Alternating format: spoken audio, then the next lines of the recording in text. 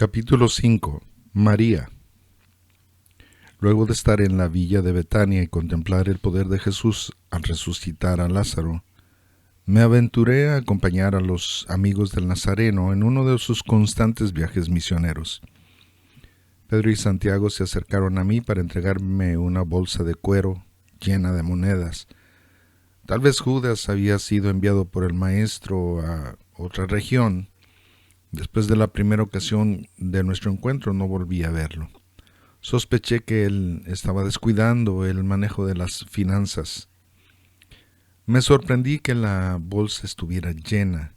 Yo siempre había pensado que Jesús y sus discípulos eran unos mendigos muertos de hambre, pero al ver todo el dinero recolectado comprendí cuánta razón tenía el Nazareno para necesitar los servicios de un tesorero.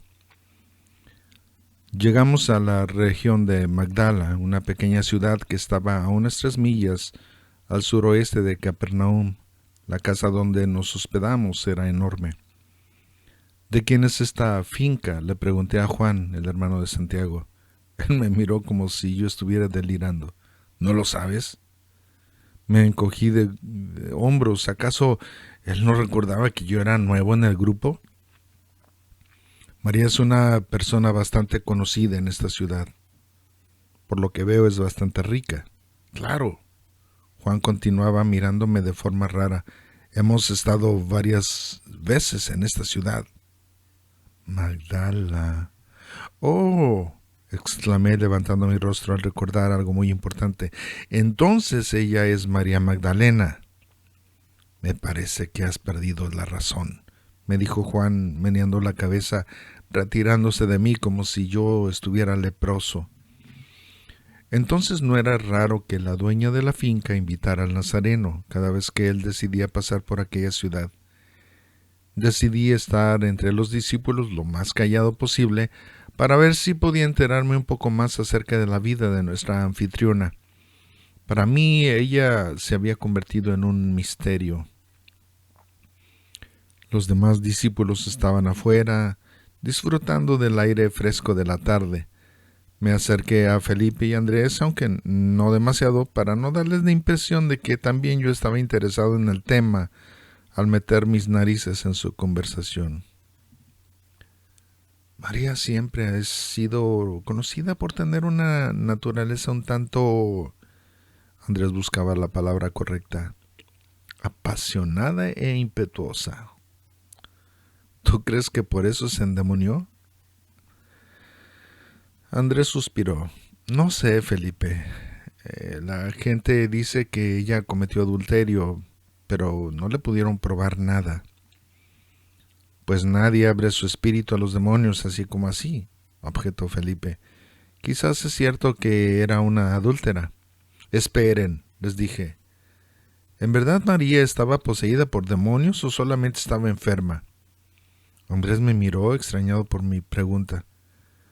¿Acaso no presenciaste lo que sucedió en la región de Gadara? Acercó su rostro a mí, tanto que me dio algo de temor. Hemos visto cómo el maestro es capaz de hacer que las manos o los pies de una persona crezcan. ¿Aún no puedes notar la diferencia? Era evidente que en ese tiempo la medicina no estaba tan desarrollada y podrían confundir una enfermedad mental con una posesión demoníaca. Pero recientemente yo había leído algunos puntos interesantes sobre cómo identificarlas, tales como que los demonios no quieren tener ningún tipo de relación con Cristo. Por el contrario, las personas con NBD, que son trastornos neurobiológicos, antes conocidos como enfermedad mental, a menudo son devotamente religiosas.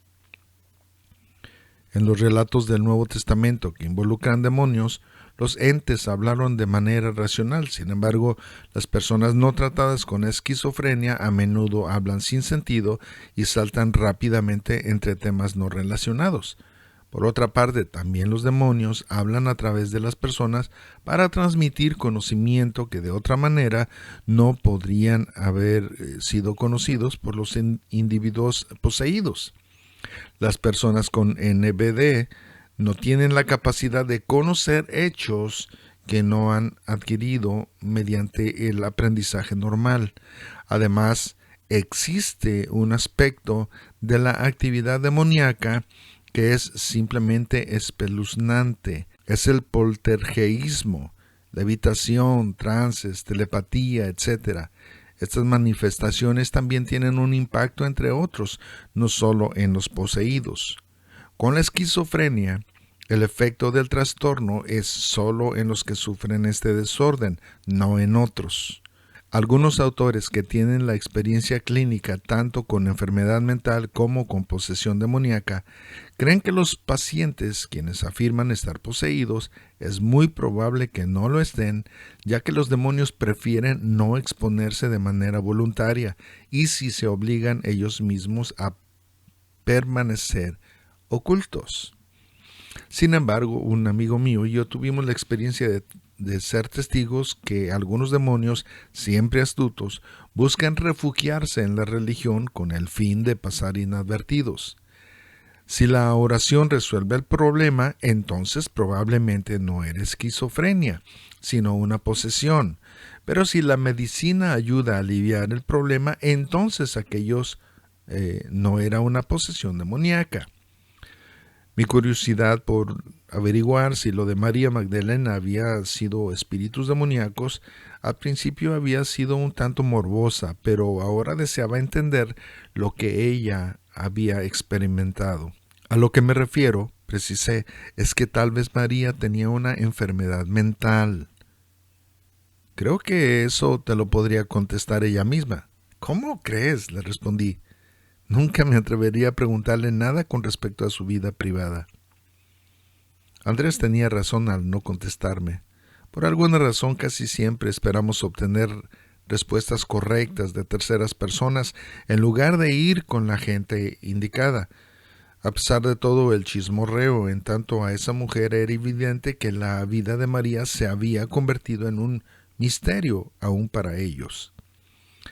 Pero si los discípulos deseaban enterarse de un chisme aún más escandaloso, dejé caer una bomba entre ellos con toda la intención. Yo también escuché que María Magdalena había sido prostituta, les dije, dejando que disfrutaran el chisme jugoso que yo había puesto a su disposición. Los discípulos abrieron su boca, incrédulos de haber escuchado mi información. Una cosa era que ella hubiera sido adúltera, porque podría darse el caso de cometer el pecado con una persona, pero de eso a ser prostituta había muchísima diferencia. Quizás ahora podrían comprender un poco más la razón del por qué habían salido 7 demonios de nuestra querida anfitriona.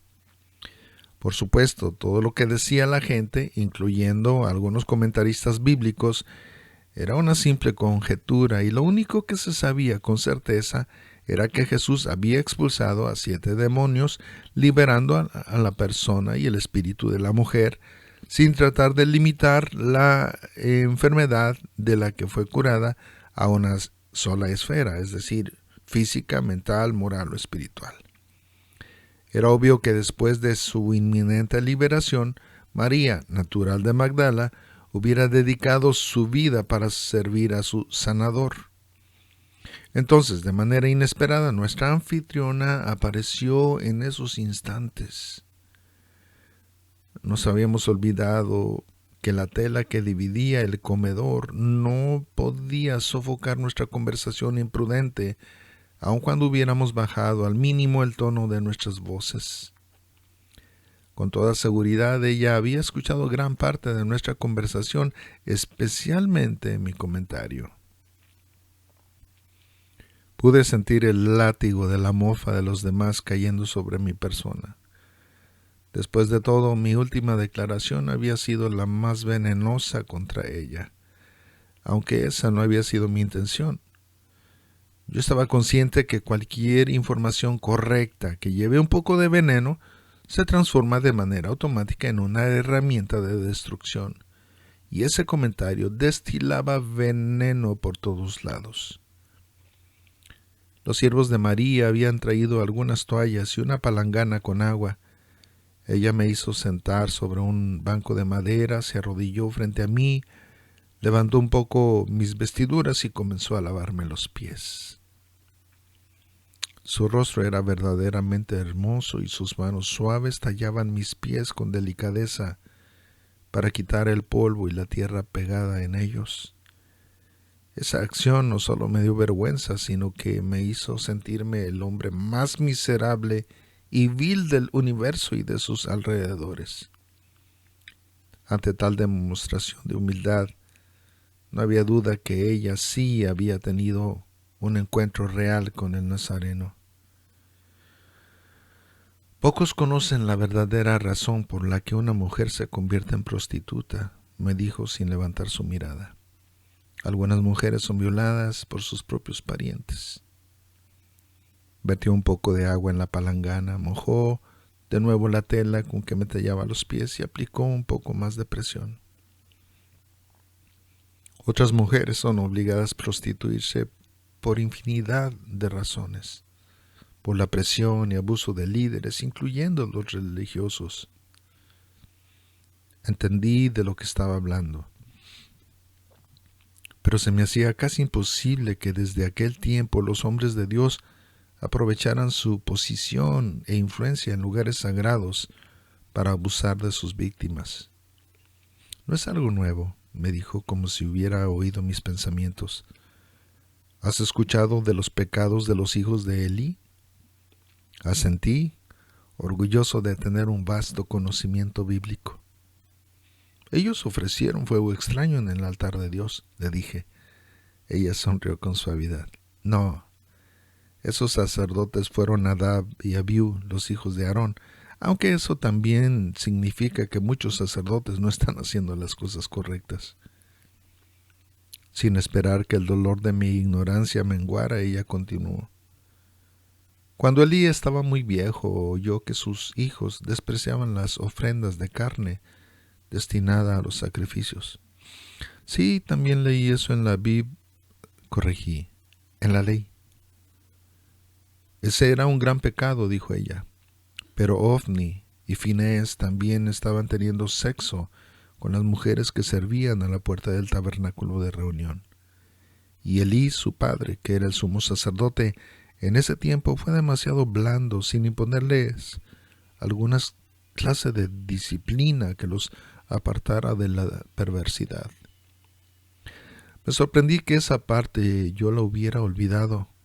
En verdad, eso era un gran pecado.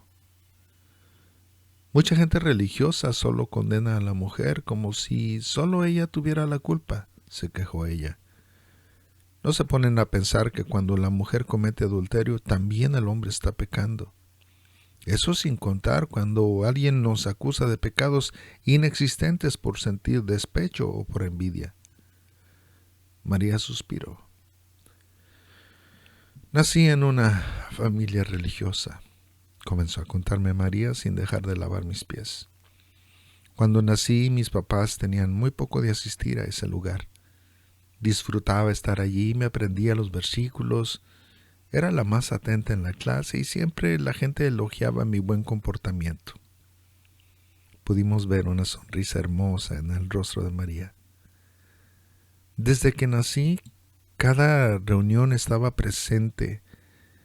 Mi infancia la disfruté mucho. No había muchos lujos, pero sabíamos disfrutar lo que teníamos. Luego su sonrisa se desvaneció un poco. Cuando cumplí 12 años sucedió el evento más difícil de mi vida. Mis padres se divorciaron. Los primeros años fue muy difícil, pero después aprendí a vivir con ese dolor. Pasó mucho tiempo sin que supiera nada de mi padre y la relación con él después del divorcio nunca fue buena. Pero era yo hábil para ocultar mi dolor y vivía mi vida como si nada me afectara. Me pareció que los ojos de María empezaban a llenarse de lágrimas. Luego, todo comenzó con una idea que fue creciendo en mi cabeza. Toda mi vida había estado dentro del sistema religioso. Nunca había conocido el mundo, así que Hice crecer esa idea y la llevé a cabo. María sonrió con ironía. Quería vivir una vida sin el fastidio de estar encerrada en las cuatro paredes de la religión, fuera de todo aquello a lo que había sido acostumbrada. ¿Qué más daba?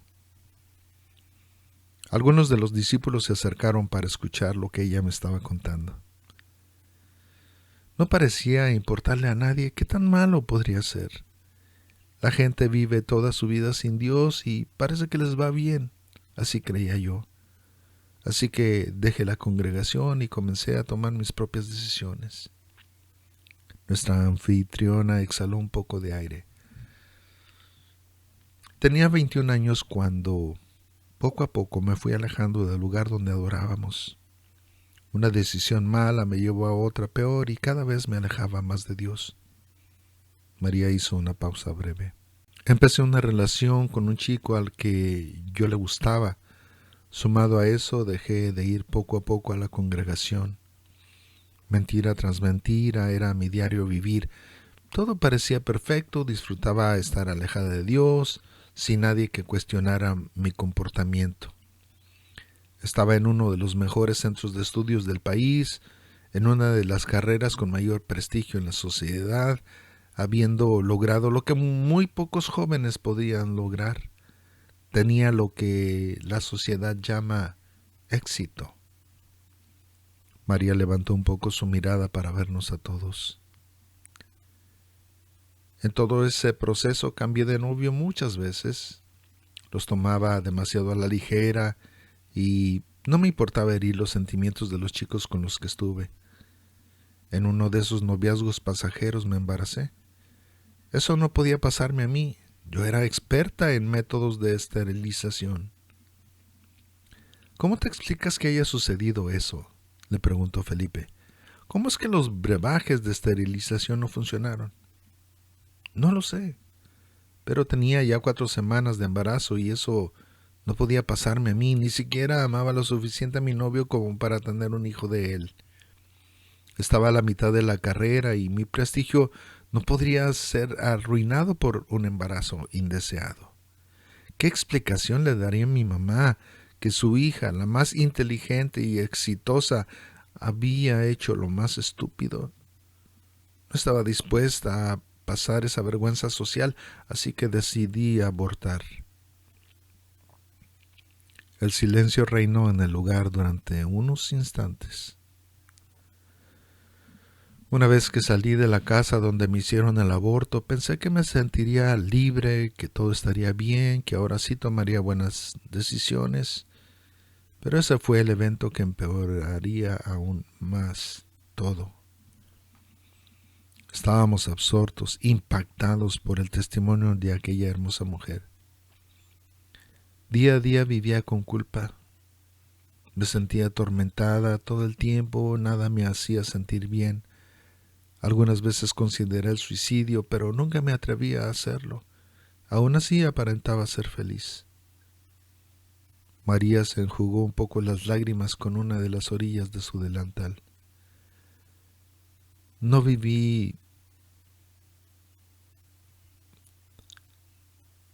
mucho tiempo después me conseguí un nuevo novio. Viví 3 años en su casa, me iba a casar con él y aunque creía amarlo, nunca me sentí totalmente convencida de casarme con él. No me gustaba que fuera de otra religión ni me agradaba la idea siquiera de casarme en una religión diferente. Aunque parecía ser un buen chico y parecería que tenía un buen futuro, nada de eso me convenció. Poco a poco mi relación se fue haciendo más tormentosa. Lo engañé de todas las formas posibles. Los dos nos empeñamos por destruir esa relación hasta que lo logramos. Yo estaba a punto de decirle a María que detuviera su relato. Me sentía culpable al escuchar que su pasado había sido demasiado cruel. Toqué su hombro, pero ella continuó. Intenté regresar a Dios, pero era tan difícil. Cada primer día de la semana decía, ahora sí, a partir de hoy ya no pecaré. Pero el mismo día volví a hacer algo malo y mi culpa crecía día tras día. Ya no podía con ese estilo de vida. Afortunadamente mi novio se fue y eso me daba cierta esperanza de que todo mejoraría. Pero apenas se había ido, yo ya tenía otra nueva relación. María cambió el agua de su palangana. Todo era divertido con él. Aunque parecía que finalmente había encontrado a mi alma gemela, el tiempo lo dijo todo. Poco a poco él me introdujo al mundo de las drogas. ¡Wow!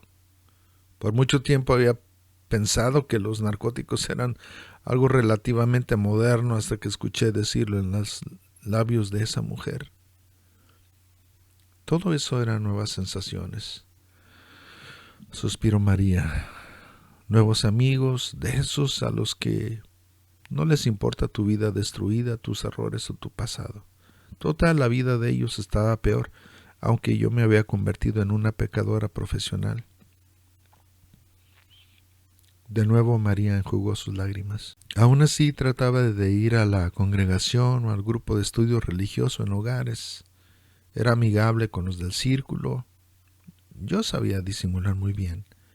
Y aunque me divertía mucho en mi mundo de relajo, al final del día la culpa no se había ido de mi vida. Estaba allí y se encargaba de atormentarme, de hacerme sentir miserable.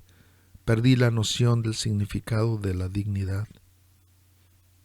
María comenzó a secarme los pies. Aunque iba frecuentemente al templo, no podía ser libre. Estaba cansada de intentar cambiar mi vida, pero no lo lograba, porque vez tras vez fallaba. María estiró un poco su cuerpo para descansar de la posición que había tomado antes de lavar mis pies.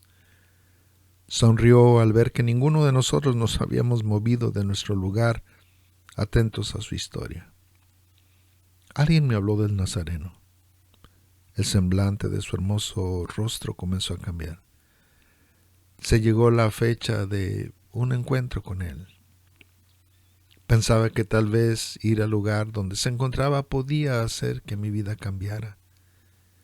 María se sentó en uno de los bancos de madera y continuó relatándonos su historia. Fue tan difícil ir al evento, ya que de repente pasaron muchas cosas. Un día antes le dije a mi amiga que no podría asistir. Total, ¿para qué iba si de todas maneras yo seguiría siendo una hipócrita? Eso pensaba. Como sea, no podía dejar mi vida de pecado, pero finalmente fui. La mujer suspiró. Durante ese encuentro con el maestro, le di a Dios su última oportunidad, ya que había determinado que si Dios no hacía algo en esa noche en mi vida, nunca más buscaría de Él. Así que era su última chance de cambiar mi vida, de demostrarme que Él existía y que me amaba.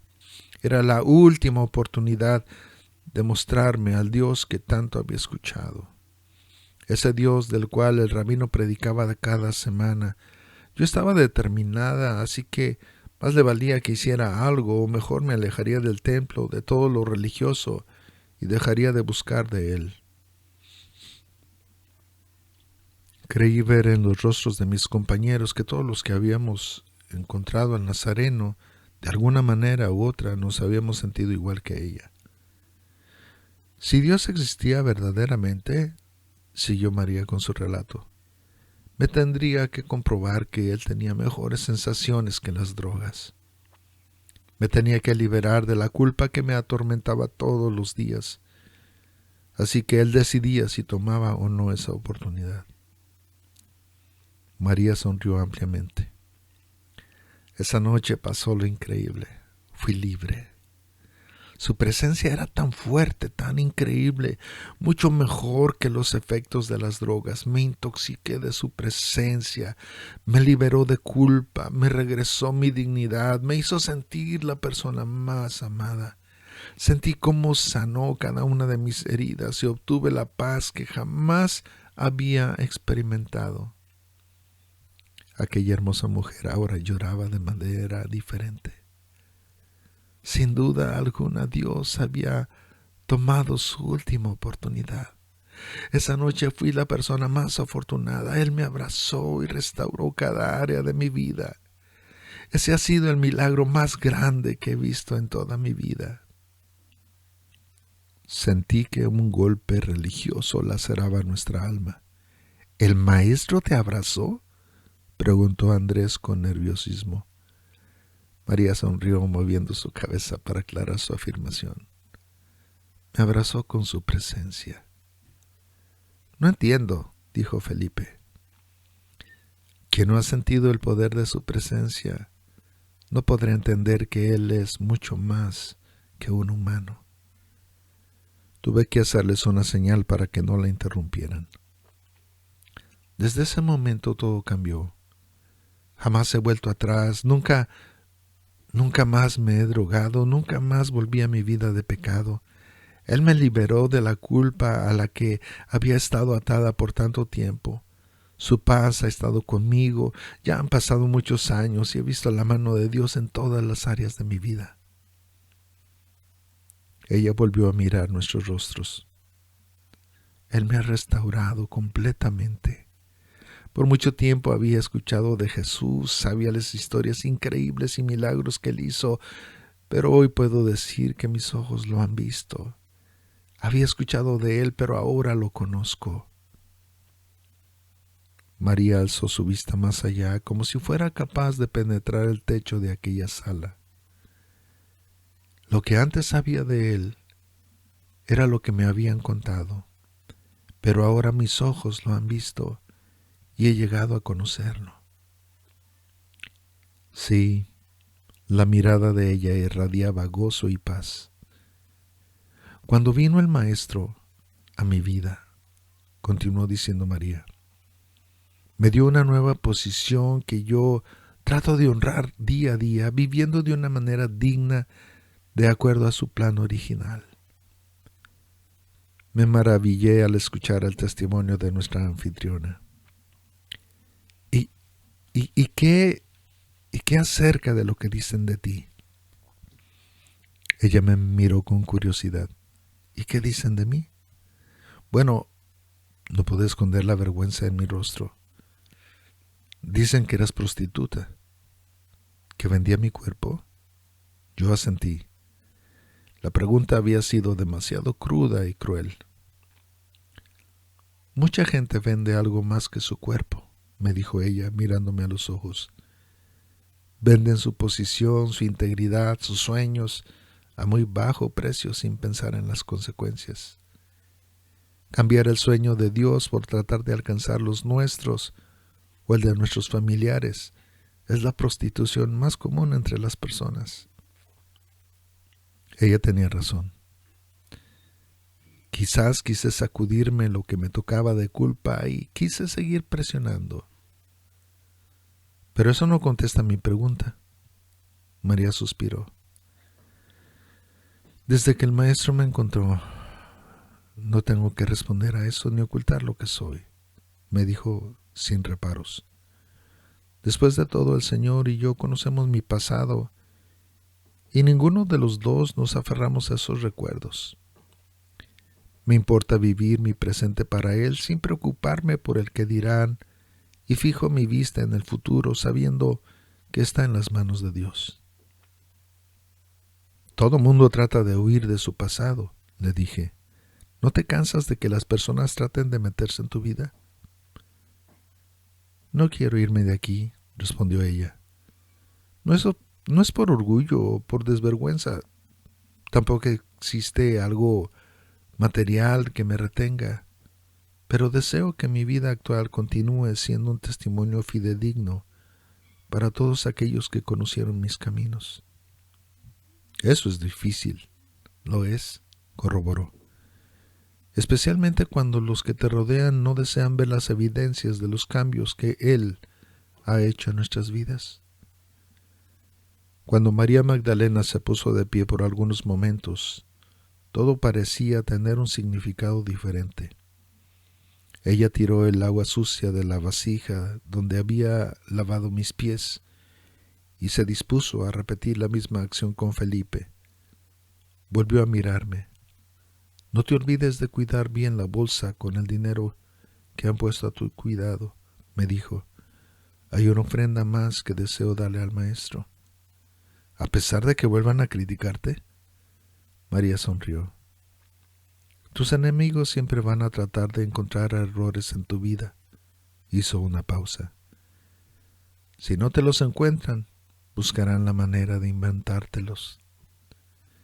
Mi corazón se emocionó. Sin duda, la mujer amaba al Nazareno y todo lo que implicaba el ministerio. Era evidente que si el Maestro se hubiera casado con María Magdalena o con cualquier mujer que él hubiera amado, el plan de la redención jamás habría sido alterado. La única objeción hubiera sido que sus descendientes creyeran ser mejores que los hijos nacidos a través del Espíritu Santo. Conociendo el ego humano, ellos se habrían jactado de ser los únicos hijos de Dios. Al escuchar el testimonio de María, llegué a la comprensión absoluta de que el Nazareno también me había aceptado como un hijo suyo. Ahora tenía un sentido de gozo, de aceptación, de libertad. Si Dios me había recibido como su hijo a pesar de todo mi pecado, no habría razón para sentirme inferior a nadie.